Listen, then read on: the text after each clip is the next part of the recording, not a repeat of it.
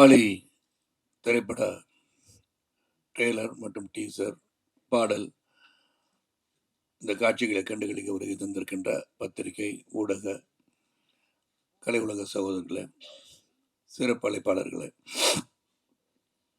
எனக்கு முன் பேசிய இந்த குழுவினர்களே, இங்கே எல்லாரை பற்றியும் தொடர்ந்து பேசுனால அந்த பேர் வரும்போது நான் பேசுகிறேன். இந்த படம் முதல்ல நமது இயக்குனர் மாதவ ராமதாஸ் சொல்லும்போது, ஏன்னா அவருக்கு மேல் விலாசம் ஒரு படம் பண்ணியிருந்தார். நீங்கள் பார்த்தீங்களா என்னன்னு தெரியல. ஒரு கோர்ட் ரூமுக்குள்ளே ஒரு கதையை பண்ணியிருப்பார். கோர்ட் மார்ஷல் சம்மந்தப்பட்ட பார்த்திபன் நடித்த அந்த படம். அந்த படத்தை நான் பார்த்தேன். அந்த கோர்ட் ரூம் விட்டு அங்கே ஒரு ரீசஸ் அப்படின்னு சொல்லுவாங்க, அவர் அட்ஜாயின்மெண்ட் மாதிரி இருக்கும். சரி, இப்போ வெளியே போவார் போல இருக்குது அப்படின்னு பார்த்தா, அந்த 2 கேரக்டர் உள்ளே நிற்க வச்சுருவார். கோர்ட் ரூமில் பேசிகிட்டு இருப்பாங்க. So never he went out accept ஒரு சின்ன ஒரு ஃப்ளாஷ் சொல்கிறதுக்காக வெளியே போயிருந்தார். இது ஒரு வித்தியாசமான திரைப்படமாக நான் பார்த்தேன். அப்போ சுரேஷ் கோபி நடித்த அப்போதுக்கு அப்போ அது பார்த்தேன். அது how doctor how he feels later about the சிஸ்டம்னு சொல்லி அந்த சிஸ்டத்துக்குள்ளே போனார். இந்த கதை சொல்லும் போதும்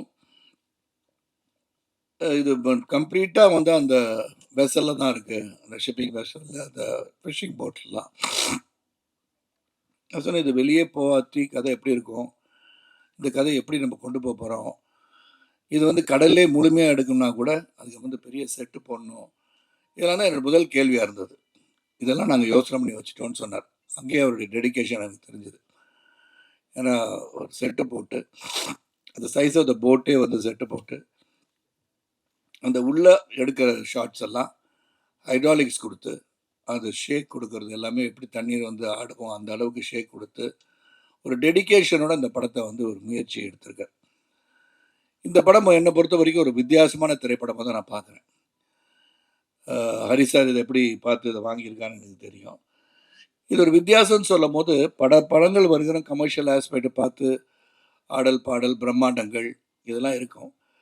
ஆனால் இதில் ஆடல் பாடல் பிரம்மாண்டங்கள் இருக்குன்னு சொன்னால் பிரம்மாண்டமான கதையாக இருக்கும். அந்த கதை ஒரு வித்தியாசமான கதையாக இருக்குன்னு எனக்கு தெரியும். ஆனால் எந்த அளவுக்கு இது இன்று உள்ள ஆடியன்ஸ் பலவிதமான திரைப்படங்களை பார்க்குறாங்க, பல கதைகளை பார்க்குறாங்க, ஓடிடி பிளாட்ஃபார்ம் கதைகள் பார்க்குறாங்க. அவங்களுக்கு கண்டென்ட் நிறைய ஆயிடுச்சு. இப்போ ஷார்ட்ஸில் பார்த்துட்ருக்காங்க. இப்போ ரிங்கு அதான் பார்த்துட்ருக்காங்கன்னு நினைக்கிறேன். முன்னாடி நாங்கள் பேசுறது கேட்குறாங்களா இப்படி ஷார்ட்ஸ் பார்க்குறாங்கன்னு தெரில. ஸோ இந்த அளவுக்கு இப்போ சினிமா கலை எல்லாமே இப்போ ஒரு மொபைல் ஃபோனில் வர ஷார்ட்ஸ் அளவுக்கு வந்துடுச்சு. இப்போ நம்ம எதுக்கு நடிக்கிறதுன்னு தெரில. ஷார்ட்ஸுக்கு நடிக்கிறதா, ரீல்ஸுக்கு நடிக்கிறதா, டெலிவிஷன் நடிக்கிறதா, வெப் சீரிஸில் போய் ஓடிடி பிளாட்ஃபார்ம் நடிக்கிறதா, பெரிய திரைப்படங்கள் நடிக்கிறதான்னு ஒரு கன்ஃபியூஷன். ஒரு கன்ஃபியூஷன் எந்த ஒரு நடிகருக்கும் தேவையில்லை. எதில் நடித்தாலும் நடிப்பு தான். ஸோ அதில் எந்த ஒரு மாற்றுக்கும் எனக்கு தெரியல. ஏன்னா unless until you bring what you can do to the screen you are not an actor. So any opportunity to act நீங்கள் ஆக்ட் பண்ணுறது ரொம்ப ரொம்ப நல்லது நான் நினச்சிக்கிறேன். ஏன்னா காலத்தின் ஓட்டத்தில் என்னெல்லாம் மாறிக்கிட்டே இருக்கும். இந்த மாறுதலுக்கு நான் மாறிக்கொள்ள வேண்டியதான். மாற்றம் ஒன்று தான் மாறாததுன்னு பல தடவை கேள்விப்பட்டிருக்கோம். ஸோ மாதவ ராமதாஸோடைய இந்த வித்தியாசமான திரைப்படம் நான் சொல்லுவேன். அந்த வித்தியாசமான திரைப்படம் நிச்சயமாக வெற்றி பெறுவதற்கான வாய்ப்பை உருவாக்கி தரும் இடத்தில் நீங்கள் இருக்கீங்க. ஏன்னா வித்தியாசமான கதை சொல்லியிருக்காங்கன்னு சொல்கிறது இப்போ முக்கியம். இதுவும் அது மாதிரி எடுத்திருக்காங்க, இதுவும் அப்படி தான் இருந்துச்சுன்னு சொல்கிறத விட ஒரு வித்தியாசமான முயற்சி எடுப்பவர்களை வரவேற்பது நம் கடமை என்று தான் நினைக்கின்றேன். இந்த படத்துக்கு ஒரு மிகப்பெரிய பலம் ஒரு பெரிய ஒரு வலிமையான ஒரு பின்னணி இருக்குது அப்படின்னு சொன்னால் அது காரணம் உண்மையிலே என்னுடைய அன்பு சகோதரர் ரசூல் பூக்குட்டி சார் தான்.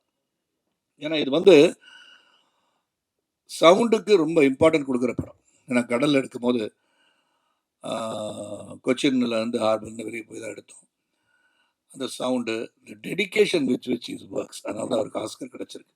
மேலும் பல ஆஸ்கரை வெற்றி பெறணும்னு ஆசைப்பட்றேன். ஏன்னா அந்த டெடிக்கேட்டட் ஒர்க், அந்த மைக் எடுத்துக்கிட்டு காலையிலே அந்த சவுண்டு எடுக்கிறதுக்காகவே போகிறார் ஒரு டீமை வச்சுக்கிட்டு. எது எப்படி இருக்கணும், அந்த டாக் சவுண்ட் சொன்னார். டாகோட பைட் ஃபோர்ஸ் எப்படி இருக்கும், பைட் பண்ணால் எப்படி இருக்கும், அது என்ன மாதிரி இருக்குது சவுண்டு, க்ரௌலிங் சவுண்டோட. இதில் ஒரு ஃபைட் அந்த நாய் அட்டாக் பண்ணுற ஒன்று பண்ணியிருப்பாங்க. I think it is Belgium Belgium what is மேலனாய். பெல்ஜியன் மேலனாய் தான் அந்த நடிச்சிருக்க இன்னொரு கதாபாத்திரம். அந்த கதாபாத்திரம் நான் சொல்லும் கூட வந்துட்டுருக்கனால அதோட ஒரு ஃபைட் வந்து பண்ணியிருப்பாங்க. அதை சொல்ல வேணாம்னு பார்க்குறேன். யாரோட ஃபைட் அப்படின்னா, உங்கள் கூடயான்னு கேட்டால் நிச்சயமாக என் கூட இல்லை. அது என் கூடயே சுற்றிட்டு இருக்கிற அந்த பலனா யாரை கடிக்குது, யாரை வந்து இது பண்ணுறதுன்னு பார்க்கணும். அண்ட் இது வந்து எடுக்கிறது எவ்வளோ கஷ்டமாக இருந்திருக்கும்னு யோசனை பண்ணி பாருங்கள். ரொம்ப சிறப்பாக வந்து அந்த ட்ரெயினர் அந்த வண்டர்ஃபுல் ஜாப்னு சொல்லணும். ஏன்னா அதை பார்த்தோம் உண்மையை மெய்சிலிருக்க வைத்ததுன்னு சொன்னால் அது கொஞ்சம் மிகையாகாது. அப்புறம் ப்ரொடியூசர் சஜித். சஜித் ஒரு ப்ளசன்ட் பர்சன். அதாவது இன்றைக்கி வந்து ஹரி சார் சொன்னது மாதிரி இன்றைக்கி திரைப்படங்கள் எடுப்பது என்பது அந்த எடுத்து ரிலீஸ் பண்ணுறது ரொம்ப ரொம்ப கஷ்டமாக இருக்குது. பல படங்கள் ஓடிடி பிளாட்ஃபார்மில் வாங்கின பிறகு தான் ரிலீஸ் ஆகும். ஓடிடி பிளாட்ஃபார்ம் நிர்ணயம் செய்த பிறகு தான் அந்த படம் வந்து திரைக்கே வரும் அப்படின்னு சொல்லும்போது நாம் அதை மாற்ற முடியுமா என்று சிந்திக்க சூழ்நிலை தான் போயிட்டுருக்கோம். ஏற்கனவே வேறு ஒரு மீட்டிங்கில் சொன்னேன், 50 நாட்களுக்கு பிறகு ஓடிடி பிளாட்ஃபார்ம் படத்தை ரிலீஸ் பண்ணால் இந்த படத்தை தியேட்டரில் போய் பார்ப்போம் என்ற ஆசை ஆடியன்ஸுக்கு வரும்னு நான் நினைக்கிறேன். வேணாம், அது நடந்தால் ரொம்ப சந்தோஷப்படுவேன்.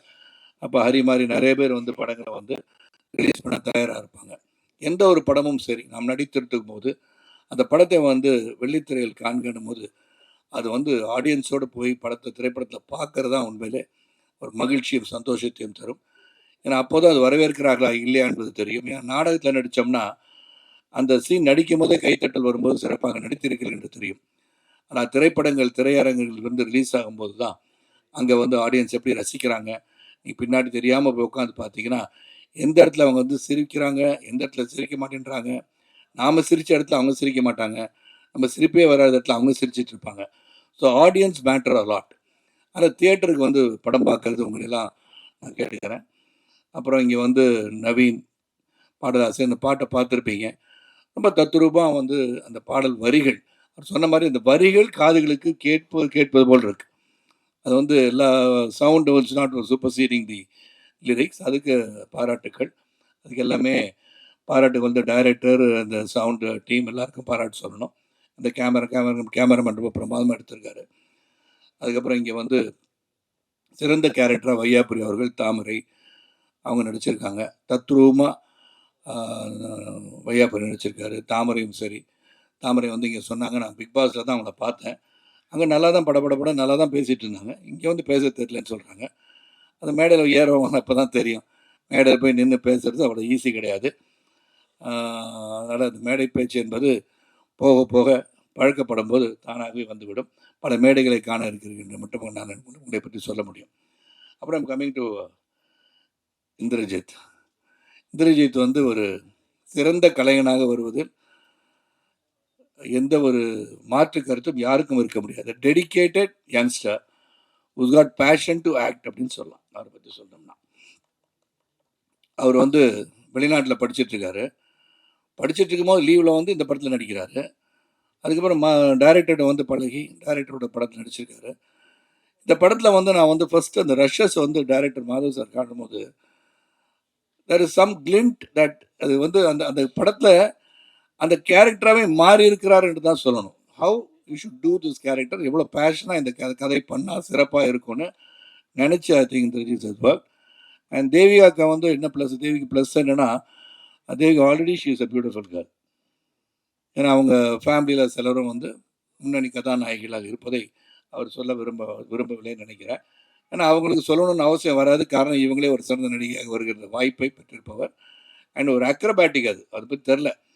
அவங்க வந்து ஒரு இங்கே வந்து பத்திரிகை சகோதரர்களும் ஊடகங்களும் இங்கே வந்து சிறப்பு அழைப்பாளர்களும் நீங்கள் வந்து தேவிகா வச்சு ஒரு சிறந்த ஒரு ஸ்டண்ட் படத்தை எடுக்கலாம். நீங்கள் பாட்டு காட்சியில் பார்த்தீங்கன்னா தெரியல, பின்னாடி சோஃபாலேருந்து பல்ட்டி அடித்து என் பக்கத்தில் வந்து உட்காந்துருப்பான். நான் வந்து ஒரு தடவை 2 தடவைக்கு மேலே பண்ணாதீங்க, கழுத்து இழுத்து உடைய போகுதுன்னு. இல்லை நான் பண்ணிடுறது 10 தடவை பண்ணாலும் 10 தடவை பண்ணுறாங்க. அண்ட் பைக்கு ஃபோட்டோகிராஃபியில் ஆசை. ஸோ இந்த கலை உலகத்தை ரசிப்பவர் Devika. So she's got a very bright future as ரசப்பகுட்டி. அது மாதிரி ஹரிசாருக்கு நன்றி. அப்புறம் கேரளா டிஸ்ட்ரிபியூட்டருக்கு நன்றி. வையாபுரி கூலிங் கிளாஸ் மாட்டார், எதுக்குன்னு தெரியல திடீர்னு. இல்லை மாட்டுங்க, அதான் இப்போ தான் ஸ்டைல், அதுதான் ஸ்டைல். இப்போ நம்ம கண்ணு மற்றவங்க தெரிஞ்சிடக்கூடாது. நம் கண்கள் பேசுவது என்ற காரணத்தினால், கண்கள் என்ன பேசுகிறது தெரியாத காரணத்தினால் நான் ஒரு கண்ணாடி அறிந்து கொள்கிறார் என்று நான் நினைக்கின்றேன். இல்லைங்க சார், கடைசியாக தான் சொல்ல முடியும் சார். அவதான் அந்த படத்தோட கதாநாயகன். எல்லாரும் சொல்ல மாதவ், ரஜித் சார், சங்கர் சார், அவங்க நண்பர் சொல்லிட்டேன். இந்த படத்தில் முக்கியமாக நீங்களாம் சந்தோஷப்படுவீங்க. ஏன்னா இந்த காட்சியில் அந்த நிக்கில் முருகன் என்ற அன்பு சகோதரர் அவர் வந்து இந்த படத்தில் ஒரு முக்கிய பாத்திரம் வந்து குரல்கள் வந்து வெளியே தான் கேட்டுட்டு இருக்குன்னு அந்த படத்தில் முதல்ல அவர் குரல் கேட்க வேண்டிய ஒரு சூழல் உருவாயிடுச்சு. இந்த குரலை போய் முதல்ல போட்டாங்களே அப்படின்னு கொஞ்சம் இருந்து கட் பண்ணிடலாமா, அந்த காலம்லாம் கட்டி தூக்கி போட்டுருவாங்க. ஆனால் தூக்கி போட முடியாத இடத்துல கரெக்டாக ஃபிக்ஸ் பண்ணிக்கிட்டாங்க. சரி, எப்படி தூக்கி போடாட்டி என்ன பண்ணுறது, தூக்கி போட்டு மிதிக்கிற மாதிரி காட்சி வருவான்னு பார்த்தேன், மாட்டிச்சு எனக்கு. அதில் வந்து நல்லா நான் சொன்ன நிற்கல தெரியாதனமாக இமோஷனலாக நடிப்பேன், உண்மையில் அடித்தாலும் அடிப்பேன் அப்படின்னு சொன்னேன். ஆனால் அதுக்கு தகுந்த ஈடு கொடுத்து என்னை எதிர்த்து பேசுகின்ற வசனங்களை நீங்கள் பார்க்க வேண்டும். அது வந்து மனசில் இருந்ததெல்லாம் பல பேருக்கு இருக்கலாம், இவர் ஏதாச்சும் எதிர்த்து பேசணும், முறைக்கணும் அப்படின்னா இந்த மாதிரி சினிமாவில் நீங்கள் நடிங்க, அப்போ இந்த காட்சிகளுக்கெல்லாம் நடிக்க முடியும். நடித்தார், என்கிட்ட வந்து எதிர்த்து பேசினார். அதுக்கு என்ன விடை கிடைத்தது என்று சொன்னால், மிதித்து அவரை தூக்கி போடுகிற அளவிற்கு எனக்கு ஒரு வாய்ப்பு கிடைத்தது. மிகப்பெரிய சந்தோஷம் எனக்கு.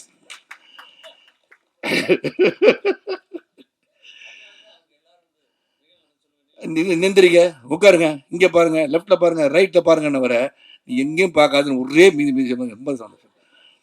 ஸோ நிக்கில் வந்து ஒரு பெரிய சப்போர்ட். ஏன்னா கலை உலகத்தில் வந்து பார்த்தீங்கன்னா ட்ரெஸ்ஸை மாற்றிக்கிட்டு இருக்க ஒரே ஒரு ஆள் அவள் தான். ஒரு நாளைக்கு 10 ட்ரெஸ்ஸு மாற்றுவார். ட்ரெஸ்ஸை மட்டும் மாற்றினா பரவாயில்ல, இல்லை வந்து இதயத்தை மாற்றிடாதீங்கன்னு சொல்ல வந்தேன் நான். நல்ல மனிதன் என்பதை மாற்றி விடாதீர்கள்.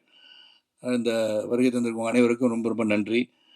அந்த படம் மியூசிக் ஜெஸ்டி கிஃப்டாக இருக்கணும் சரி, சவுண்டு வந்து பெரிய முக்கியமான பங்கு.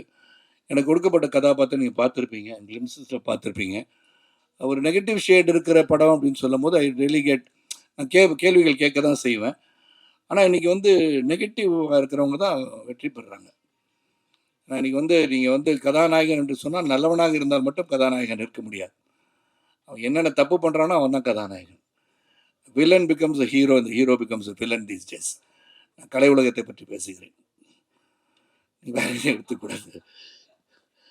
ஏன்னா அப்படி தான் இருந்துச்சு. ஏன்னா புஷ்பா 2ல் வந்து பாவம் அதில் வந்து அவர் வந்து செம்மனை கடத்திட்டு இருக்காரு, அவர் தானே ஹீரோ. ஏன்னா அந்த பாவம் ஃபாத் ஃபாசில் வந்து gets beaten till the end is not able to catch. இன்றைக்கி வந்து காலங்கள் மாறிவிட்டன. ஆனால் எதை நோக்கி போது ஒரு கதை வித்தியாசத்தை தேவைப்படுகிறது. அந்த வித்தியாசத்துக்கு பயன்படுத்துறது தவறு என்பதை உணர்த்துகின்ற காட்சிகளும் வந்து விடுகிறது. அதனால் அது ஒரு டிஸ்க்ளைமர் மாதிரி போட்டுருக்கோம். ஆனால் இந்த படம் வந்து என்னை பொறுத்த வரைக்கும் இது வந்து மிகப்பெரிய கலெக்ஷன், 1000 கோடி கலெக்ட் பண்ணோம், 3வது நாளே வெற்றி விழா கொண்டாடுவோம் அப்படின்னு நான் சொல்ல மாட்டேன்.